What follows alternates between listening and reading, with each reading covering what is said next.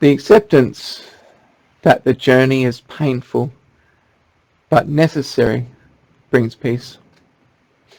Good day everyone, and thanks for joining me today. My name's Nichols and welcome to the show. Now, we accept that pain is the only way to move forward, then this has a multitude of benefits. I know it sounds depressing, right? Because I'm saying, hey, look, life is painful and it's difficult, therefore you just have to accept that. And it's paradoxical because on one sense it's like, hey, I don't want to accept that. Like how can that be useful?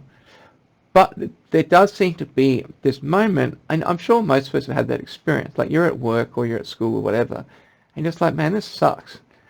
But you realize that you don't have a choice.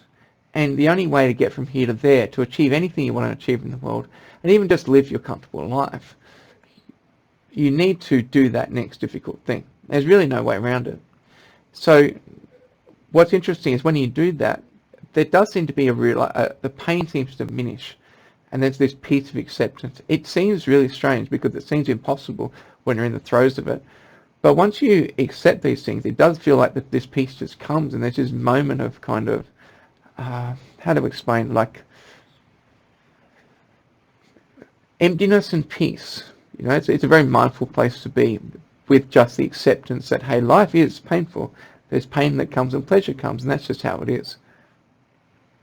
But beyond that, it's kind of useful because what you can do is, if you let go of the pain and the self-concern, then it's possible just to focus on the task. So what I find myself super useful, especially at work, is that if I focus on what needs to be done and let go of concern for myself, then that's really, really useful. It does two things. One is it takes away the pain, because what you realize is that most of the time when we're in pain, it's because we're worried about what's going to happen to us. But while that's obviously human nature, and that's obviously something that's reasonable and people do, it doesn't help us get the thing done, right? It doesn't help us have a difficult conversation. It doesn't help us do that, make that tricky decision if we're all consumed with self-concern. So we do two things. If we let that go, accept that this is painful, let go of our self-concern, and then focus on the task at hand, we do the job much, much better. And when we do it without the psychological suffering, the anxiety of it.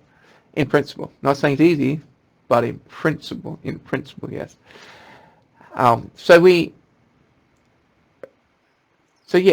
we just focus on the outcome that we want personally and not for ourselves, and focus on the fact that what we want to do is something that we wish to do that serves the world, then we can do the whole thing that Jocko might say, which is we can go along the path, a disciplined path of service, serve the world, serve ourselves, and be content. Wouldn't say happy, but be at peace doing it.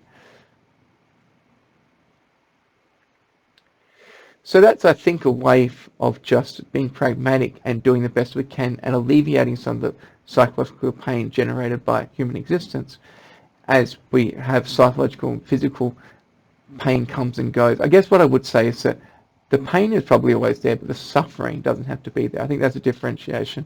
So psychological and physical pain will come and go. That's just part of the human experience. But we don't have to transmute that pain into suffering. And what I calculate as suffering is when the physical or psychological pain kind of becomes this thing you don't want to deal with. You don't accept it as just part of life. So its suffering is in a greater magnitude to what the pain should otherwise be, or something like that. All right. Well, thanks for listening. Appreciate it. And I'll see you in the next one.